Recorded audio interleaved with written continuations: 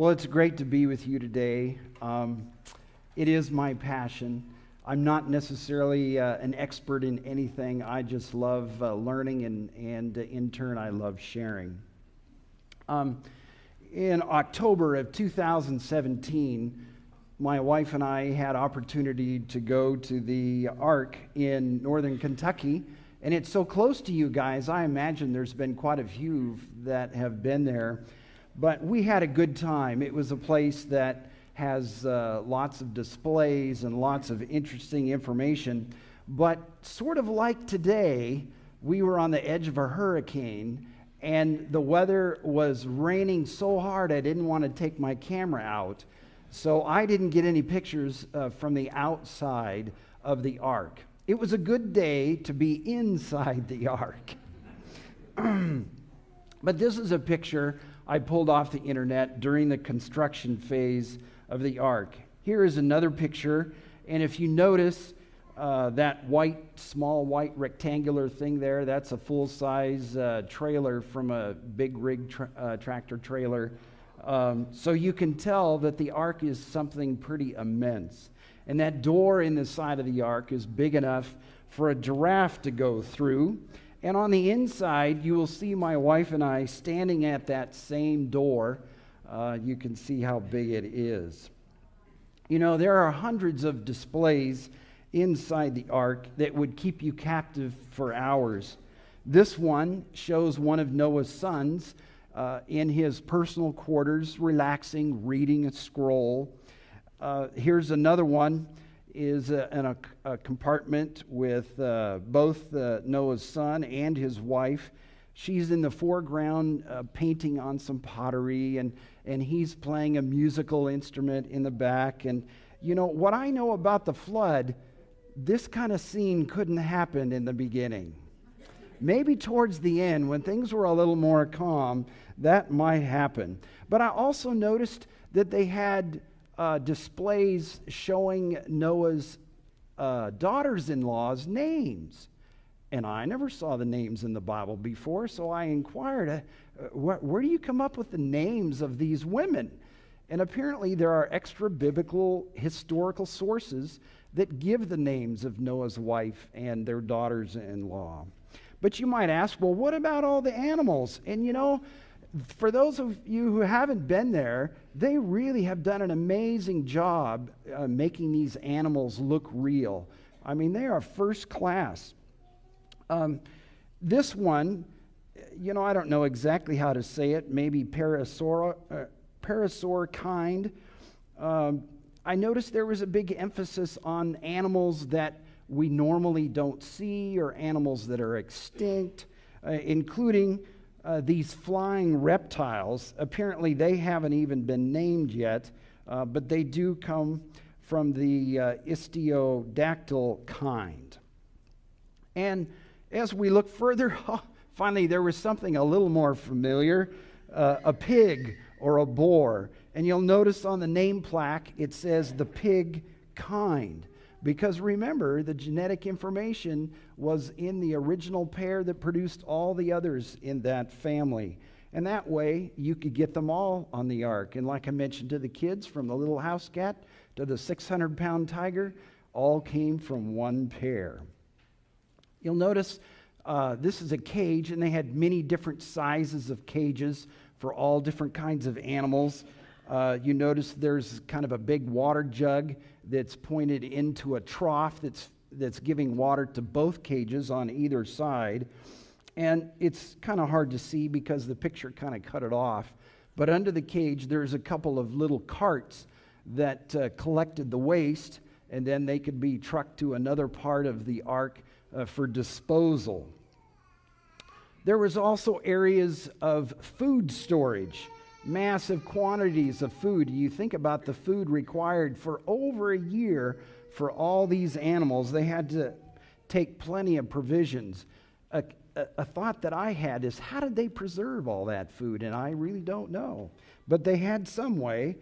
They even had a display of a little greenhouse type thing so that the people could grow some fresh veggies. You know, I don't know if got the wrong person. Noah and his wife and family, if they grew stuff on the ark, but it's certainly feasible. And here was a bunch of containers for liquid. I don't know what liquids they might have kept on the ark besides water. And there was another display on making moths. Now, who would have thought? Making moths or producing moths? Well, apparently some of the reptiles needed moths for food, and so they had a way of producing moths as a food source. This is my wife standing with our friends Raylene and Mark from Ohio, and they're actually here today. Glad you could be here. And they went with us on this trip. You might notice these cages, they're a little smaller, but on the bottoms, underneath the cages, are slatted or slotted boards that would direct the waste into a common channel so it could be more easily collected. This is a picture of the ark under construction, and you know, we're not given details in the Bible. All we're told is that it had 3 decks, it had a door, and at least 1 window. And we're given the basic dimensions of the ark. But all the details, we don't really know. But this bow on the boat would break up the energy from a wave, disperse that energy so that you could have a more stable ride. What we do know is that this kind of design showed up on ships after the flood, so it's reasonable to assume that maybe Noah did employ it. Because who was the designer of the ark? It wasn't Noah. It was God. And God knew what was needed for them to survive the flood. This is actually a picture of a model. And you'll notice that it's not really correct because it's not finished, or the construction's not finished, but there's already animals going up the ramp into the ark. But the reason I pulled this picture is to show you the stern. In other words, that big hard sail. Now, I forgot to bring down my model. Upstairs in a storage room, I have a model that I was going to show you, and I forgot to bring it down. But you can see this hard sail. Now, why would you have that in the design? Any ideas? It's like a weather vane. In other words, if you had a crosswind hitting that ark on the side, it would tend to steer it so that the bow would be directed right into the waves. Much easier to deal with waves than if they were hitting you broadside. So again, we don't have that detail in the Bible. There's something else that is an intriguing idea that we don't know for sure, and that is the idea of drag stones. Now, this is a stone that exists near Mount Ararat, and you'll notice the hole in the top of the stone. That was for a large rope. And if you had a number of these stones hanging from the ship, it would help stabilize the ship in rough seas. They would act like shock absorbers, so when a big wave would come, it wouldn't rise up in the water as fast. So it would have a stabilizing effect. This particular stone has some petroglyphs. You can see maybe some crosses on the face of that particular stone. To help you understand, here's a picture or a drawing that someone did where these stones are hanging from the ship. Now, this doesn't make sense if you're trying to go somewhere. But if you're just trying to keep stable, it makes sense. Maybe they did have drag stones to stabilize the ship. Here we see a comparison of different ships that are pretty well known. The ark itself was 510 feet long, 51 feet high, and 85 feet wide. What we do know that this particular ratio is most stable on the open seas. Now, some have said that the story of Gilgamesh was before the Bible was written, and it influenced the Bible's story of the flood. But in the Gilgamesh story, the ark was a cube. Now, how would a cube survive on the open sea? It would tumble and turn. It wouldn't work at all. But here in the Bible, we're given the ratio of length to width to height that is most stable. It makes our story more believable than the Gilgamesh story. Well, the ark in Kentucky had many intriguing ideas, from water collection systems to collect rainwater to replenish their fresh water supply. There was all kinds of stuff, some which I don't remember, some which they didn't allow you to take pictures of. But something that intrigued me was a moon pool. Does anyone out there know what a moon pool is? Not a single hand. Oh, maybe one. Okay. A moon pool, think of it. Oh, there we go. Here, let's raise it up so people can see. Now, a friend of mine back home made several of these. Now, he lives near Portland, Oregon, and he was, he volunteered. I was going to say he was commissioned, but he volunteered to do a number of carvings for the ark in Kentucky. And I didn't put it on the screen, but he carved a dove to symbolize the dove that Noah released. And this dove is coming out of a tree stump in the wood carving. But he also made some models, and he gave me one. And I've really appreciated that. But here you can see the hard sail. But back to the moon pool. Think of it as an elevator shaft in the middle of the ship somewhere that goes all the way to the bottom and doesn't have a floor. In other words, it's open to the sea. So every time the ark is bobbing up and down, the level of the water inside the shaft goes up and down. And that would have the effect of pumping air in and pumping air out of the ark. You know, it could get pretty stale in there with all those animals, so getting some fresh air would be a good thing. There's many other features that we could discuss, but, the most important reason for even looking at this is, why did God destroy his beautiful creation? God, at the end of creation, he stepped back. And he said, God saw everything that he had made, and indeed it was very good. So the evening and the morning were the sixth day. But it wasn't long, and Adam and Eve's sin changed all that. Even with Adam and Eve's sin, the curse hadn't taken full effect, and the earth was still very beautiful. But Satan was successful at instilling a spirit of rebellion in Cain. And we know the story. Cain and Abel brought their sacrifices to God. And Cain, he brought the best of his fruit and veggies, the best of his produce to the altar. But God didn't want the best of anything that Cain could produce. Not his artwork, not his furniture. Nothing Cain produced was what God wanted. God wanted a lamb. Why did God want a lamb? The lamb was a symbol, was an object lesson for when Christ would die in our place.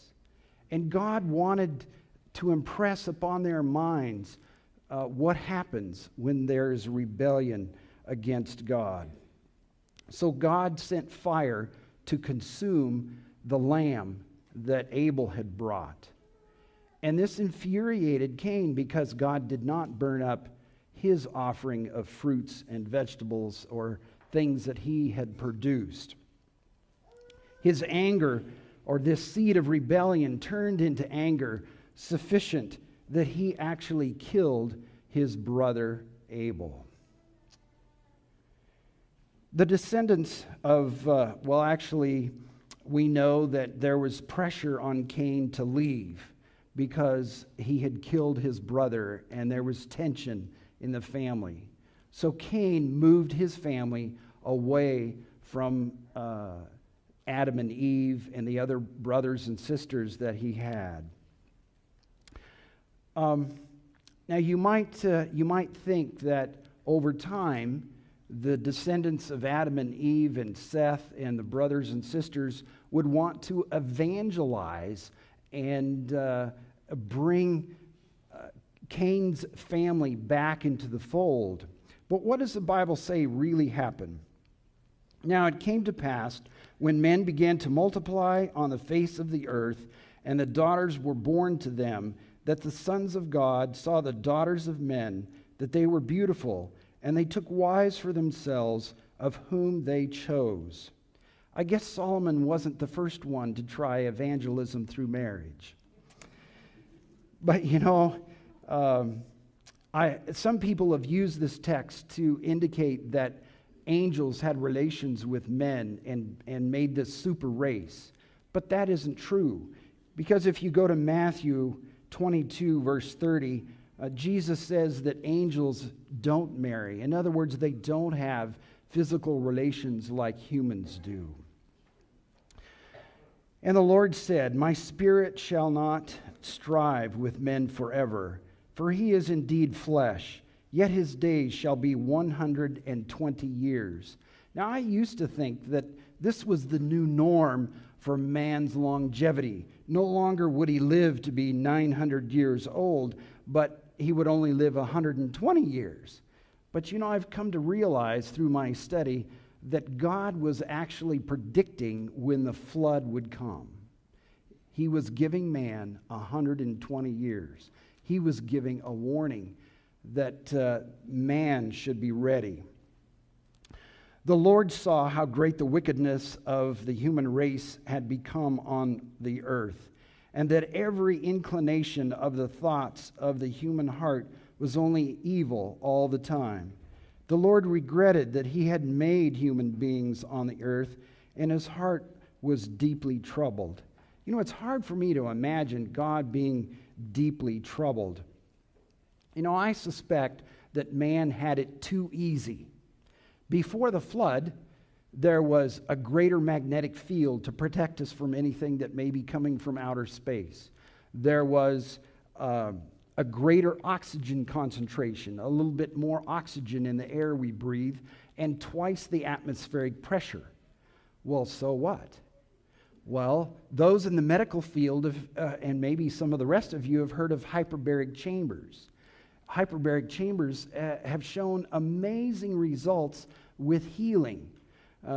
Putting a person under conditions of twice the atmospheric pressure and a little greater concentration of oxygen, the body heals in hours when it may take weeks otherwise. So it's no wonder that man did so well. The ground was productive. Even though it was cursed, it was way more productive than it is today. And we might have a hard time comprehending men living to be 900 years old. That's just a long time. But if we go back in history, Martin Luther nailed his 95 Theses to the door of the church a little over 500 years ago. And if you didn't hear of Martin Luther, what about Christopher Columbus? He is said to discover the Americas a little over 500 years ago. And man before the flood was living 900 years. It's almost incomprehensible. But under those ideal circumstances, men lived a long time. So God came up with a plan, and starting in verse 7, it says, "I will wipe from the face of the earth the human race I have created, and with them the animals, the birds, and all the creatures that move along the ground, for I regret that I have made them." But Noah found grace in the eyes of the Lord. Now you might think, as many critics of Christianity think, well, why serve a bloodthirsty God? I mean, how can you explain that? God must be vindictive and bloodthirsty to wipe everything out. Well, maybe some of you have struggled with that, and I'll share with you an illustration. Not far from my house, there was a field, and I don't know, I'd guess maybe about 40 acres of Christmas trees. I don't know, I haven't spent enough time down here in Tennessee to know if they have Christmas tree farms, but they do in the Northwest. We have Christmas tree farms, and there was about 40 acres of these Christmas trees. And I think it was late September, maybe early October, they started cutting them down. And I thought, well, that's crazy. These trees aren't going to last till Christmas. And they just continued. Every time I passed by, there was more. They were cut down, and they put them in big piles. And I thought to myself, well, that's crazy. If they're going to develop this land and put houses or something on there, why don't they just wait a little longer? They could have made a lot of money even selling these Christmas trees at a bargain price. Well, as I continued to watch, they cut them all down, made these big piles, and burned them. And you know what? That was several years ago, and that land is still barren, meaning they haven't built anything, they haven't planted anything. And I thought to myself, well, why? And I asked around, and someone finally told me, well, they got infested, and they had to cut them down. This earth was infested with sin, and God had to restart. Otherwise, nothing would have existed. Continuing on in Genesis 6, verse 11, the earth was also corrupt before God, and the earth was filled with violence. So God looked down on the earth, and indeed it was corrupt, for all flesh had corrupted their way on the earth. And God said to Noah, the end of all flesh has come before me, for the earth is filled with violence through them, and behold, I will destroy them with the earth. Have you ever wondered why God used a flood? I mean, really, God had made this earth. It was near perfect. The ground was fertile. There was beautiful trees. There was pastures. I mean, it was a beautiful place. Hard to imagine how beautiful it was. Why would God choose a flood to wipe all that out? I mean, couldn't he have sent a plague and caused all the wicked people to die and then saved Noah and he wouldn't have had to build an ark? I mean, why would God choose a flood? Well, I think Satan has been trying to brainwash us into think that the layers of the earth took millions of years to form, because all those fossils in the ground, in all those layers, testify of what happens when man rebels against God. Eventually, there is a day of reckoning. And so that testimony should tell us we need to be prepared to face our Creator. But Satan has done a masterful job, really, of brainwashing humans to think that it took a long time to put all those layers and deposit all those fossils. God has used his prophet Noah to tell people that the flood was coming. I mean, he spent 120 years building the ark and sharing. And, you know, I believe that the ark was probably quite a spectacle. In other words, people would come and think to themselves, why would a human take so much of his resources to build this foolish thing? I mean, an ark? What purpose would that be for? So I imagine there were tours that came by to see the progress of the ark. And I can imagine Noah standing out there giving them a first-hand tour, inviting them to come into the ark when it was time. And I suspect initially there were quite a few people that were intrigued and thought, wow, you know, maybe this Noah knows something. But, you know, they went their own ways of self-indulgence. And they forgot about the warnings. And just like Pharaoh in Egypt, eventually their hearts were hardened. But eventually, all was in place. In other words, the food was loaded, the tools were loaded. And if you think about it, if you were commissioned to build the ark today, what would you put on the ark? I mean, maybe computers, maybe solar panels. You know, who knows what we might try to include. I suspect that Noah included the tools and technology and information that he could think of to carry them through this ordeal. But finally, all was in place. And God said it was time But what triggered the flood? We don't know exactly. Some say maybe it was a meteorite, hit the earth, cracked the crust, and caused the flood. Maybe God just pointed his finger and cracked the crust and started the flood. It's kind of interesting. There's a guy in Montana named Mike Ord who has studied the Ice Age for 40 years, and I'm going to be sharing more about that information this evening that I think is pretty fascinating, and I think you will too. But Mike Ord, he says that there are many craters around the earth, but we don't recognize them as craters because they are filled with sedimentary material. So it smoothed them out. So it's possible that maybe God used a meteor shower to begin the flood. In the 600th year of Noah's life, in the second month, the 17th day of the month, on that day, all the fountains of the great deep were broken up, and the windows of heaven were opened, and the rain was on the earth 40 days and 40 nights. You know, most people focus on the 40 days and 40 nights, but the rain that took place. But the key is the fountains of the deep. In other words, the earth crust cracked, and the water that was trapped under the crust came blasting out. And the initial rain on the earth was that water returning back to the earth. There's a special Hebrew word for that rain. It's not a typical rain, not like we experience here, because it was horrendous. In fact, I believe the commentator on the Old Testament in her book, Patriarchs and Prophets, was inspired when she wrote, "Then the fountains of the great deep were broken up, and the windows of heaven were opened. Water appeared to come from the clouds in mighty cataracts.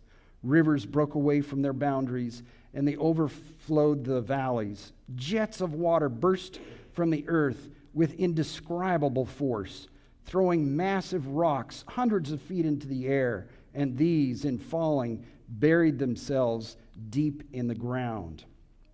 The flood was a violent event. It would make a hurricane like a picnic.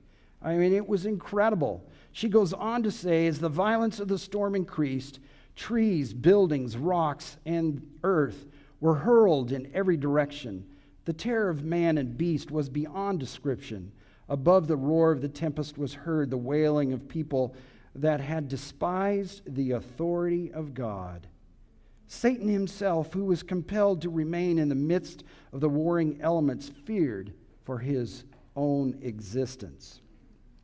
She continues on. Some in their desperation endeavored to break into the ark, but the firm-made structure withstood their efforts. Some clung to the ark until they were borne away by the surging waters of their hold was broken by collisions with rocks and trees. The massive ark trembled in every fiber as it was beaten by the merciless winds and flung from billow to billow. The cries of the beasts within expressed their fear and pain, but amid the warring elements, it continued to ride safely. Angels that excel in strength were commissioned to preserve it. Man, talk about a wild ride. You know, Debbie and I are going on our first cruise this summer. And the reason I'm going is there's a guy named Bruce Malone who is a creation speaker. I mean, that guy is incredible. One year he said he set a record 400 presentations in 1 year. Now you do the math. That's a lot of presentations. But at any rate, Bruce Malone, not a Seventh-day Adventist, is going to be one of the leaders on this cruise, at least for this group, and is going to be giving us presentations every day. But when I made reservations on this cruise, I selected a room that was in the middle of the ship. So when there's this and this, we're going to be as good as possible. Not like Noah's Ark. I mean, it was incredible to be flung around like that. The author continues, "It often seemed to the family within the ark that they must perish, as for 5 long months their boat was tossed about, apparently at the mercy of wind and wave. It was a trying ordeal, but Noah's faith did not waver, for he had the assurance that the divine hand was upon the helm." You know, and my son is now 30, and when he was about 5 years old, my wife decided we needed to go whale watching. Sounds like a romantic idea. We need to go whale watching. So we went to a place that wasn't too far from where we lived, a place called Westport, and she had made arrangements to go on this pretty good-sized boat. I used to know the dimensions, but I've forgotten. It seemed like it was probably about a 75-foot-long boat, so it wasn't a little thing. And we went out of the harbor. Well, actually, we went out of the marina into the harbor called Gray's Harbor. And the water was pretty peaceful. But it just so happened that the whales were in the area that there was giant waves. I mean, it was peaceful all the way around, but somehow, because of the bar at the entrance to this harbor, the waves got accentuated. So here we are in this boat, and we would go down into a trough and then up on the wave, and literally this big boat would get buried down in the trough, and you'd see the water way up there, and I'm thinking, wow, this is pretty amazing. And my 5-year-old son tugs at me and says, Daddy, I gotta go potty. Okay. You know, I was doing my best to watch and try to not get sick. Because if you're outside and you know what's going to be happening, there's not that confusion in your brain that makes you get sick. So that's what I was trying to do. But I had to take my son into this little closet. And as I recall, it was only about 2 feet square with a toilet in it. And so I took him in there, and we're just bouncing around. I thought, oh my, I don't want him spraying all over the place. So I held him as firm as I could, and I'm kind of bouncing from wall to wall, and I think we were successful at getting the right spot. And we finally got to come out of there, and oh man, was I sick. I concentrated real hard not to throw up and feed the fish. And I was in there maybe a minute. I can't imagine being in the ark for 5 months with that kind of stuff going on. It's just hard to comprehend. As the waters began to subside, the Lord caused the ark to drift into a spot protected by a group of mountains that had been preserved by his power. These mountains were but a little distance apart, and the ark moved about in this quiet haven and was no longer driven by the boundless ocean. This gave great relief to the weary, tempest-tossed voyagers. You know, maybe that's when they could paint on pottery and sit in their quarters and read. You know, there's never been a flood, a reshaping flood like the Bible's flood. And in the Hebrew language, there is a special word for this flood that is only used in reference to the flood in Genesis, and there's another spot in Psalms that same word is used, but it's in reference to the Bible's flood. It was traumatic, and this word is Mabul. It's kind of fun to say. Say it with me, Mabul. Try it again, Mabul. You know, we have a New Testament word that is kind of similar, not in sounding, but in meaning, and that is cataclysmos. And cataclysmos is the word that we get our word cataclysm. Cataclysm means a violent or large-scale event. Let's go to Matthew and see what Jesus said about this situation. We read Jesus' words. It says, "But in the days of Noah, or as in the days of Noah were, so also will be the coming of the Son of Man be. For as in the days before the flood, they were eating and drinking, marrying and giving in marriage until the day that Noah entered the ark. and did not know until the flood came and took them all away. So also will be the coming of the Son of Man. Jesus talked about the people who ignored the warnings that were given to get on the ark. They were interested in pursuing their own things, their own affairs. The Apostle Peter wrote that judgment is coming and we need to be ready.